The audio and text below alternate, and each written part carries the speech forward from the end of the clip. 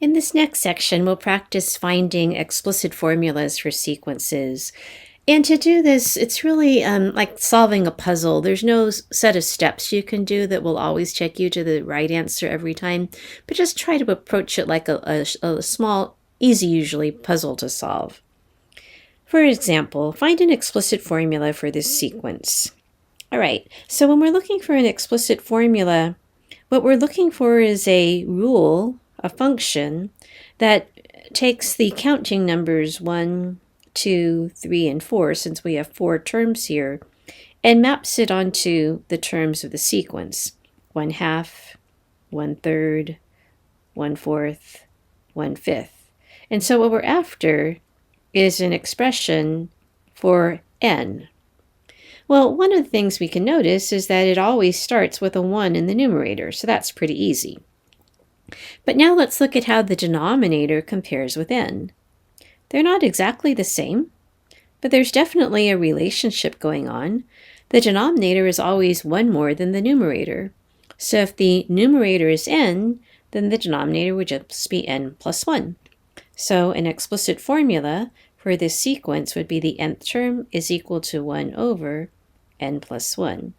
So for example, the 4th term, if we use this formula, should be 1 over 4 plus 1, 5, and we can see that yes, the 4th term of the sequence is 1/5. Let's try another one. Find an explicit formula for this sequence, and again, we have 5 terms, so what we're looking for is a function that maps the numbers 1, 2, 3, 4, and 5 onto their matching terms. 3, -5, 7, -9, and 11.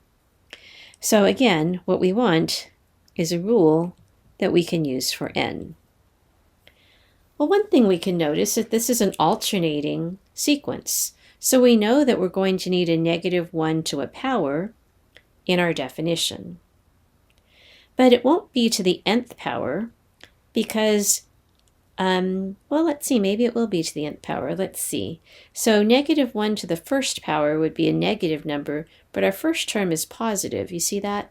So we'll either need to add 1 or subtract 1. But this is going to be part of our formula. And now let's focus on how the numbers are related to the terms in the sequence. All right, so let's just look here at these numbers and see how are they related. We already took care of the signs, so we don't need to worry about the signs anymore, but just how are these numbers related? Well, they're larger than the term number. And if you think about the term number, do you notice if you double the term number and add 1, you'll get the nth term?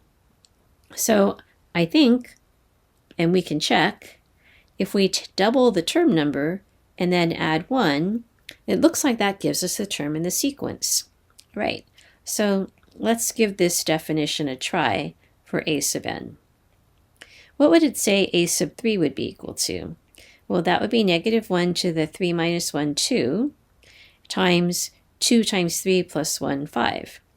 All right, let's see if that works. So is the third term positive? Yes, it is.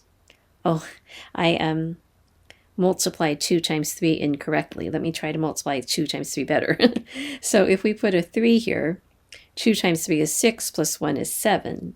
So 1 times 7, and yeah, that is the third term. So this would be a way to give an explicit definition for the sequence. Notice it's not unique. For example, we could have also used -1 to the n plus 1, and that would have also given us the sequence. Here's another one. So this one we have 1, 2, 3, 4, 5 terms. So 1, 2, 3, 4, 5. And let's look at the terms themselves.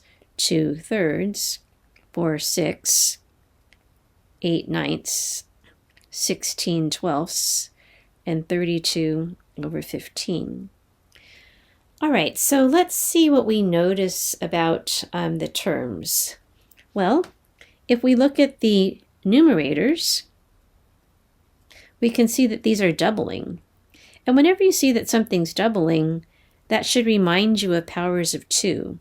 So the first numerator is 2 to the first power, 2 to the second power, 2 to the third power.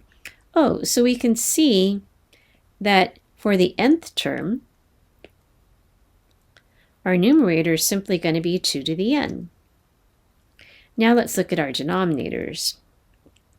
When we look at our denominators, we might notice, oh, those are all multiples of 3. This is 3 times 1. This is 3 times 2. 3 times 3. And again, what we're looking for is a pattern that involves the number n. And we can see that the denominators are multiples of 3, in other words, 3 times n. So a formula for the nth term, an explicit formula, would be 2 to the n over 3n. Here's one for you to try. And again, you're going to start by looking at the terms. So here we have 5 terms, 1, 2, 3, 4, and 5. You're going to look at the terms themselves, 1 over e squared, 1 over e, 0, e, and e squared, and see if you can come up with a formula. Go ahead and play with that for a little bit and see how you do.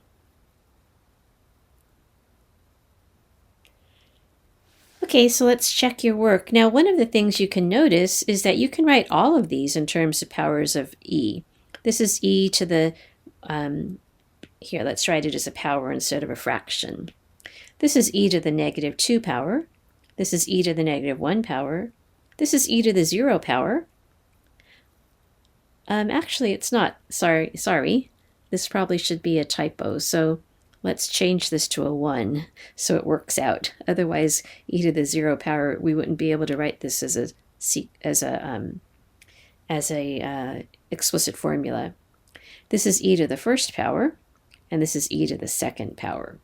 Okay, so now what we need is we need a way of matching up these term numbers with these powers. So we can see in general that for the nth term, we're going to have e to some power, but let's see what that power should be. Now notice that the number n and the power don't match exactly. But what can we notice about the power? The power is 3 less than the number n. So n minus 3 would be appropriate power. So here's an explicit formula for that sequence. The nth term is e to the n minus 3 power.